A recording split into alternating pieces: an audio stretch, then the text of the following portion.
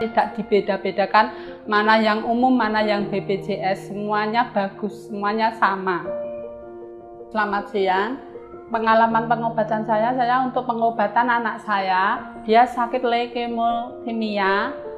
Terus di sini itu pengobatannya kan itu harus kemo. Ya, selama saya di sini itu pelayanannya bagus, terus kemonya juga berjalan dengan lancar. Pengobatan sesuai dengan jadwal dan belum pernah sama sekali dimintain biaya.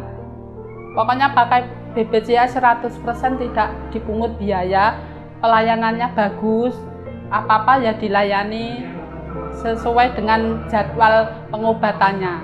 Lancar-lancar aja pengobatannya, tidak dibeda-bedakan mana yang umum, mana yang BPJS, semuanya bagus, semuanya sama.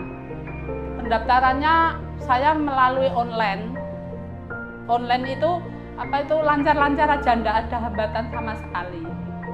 Sesuai dengan nomornya juga langsung gitu, enggak nunggu lama-lama, enggak dibedain yang umum sama yang BPJS.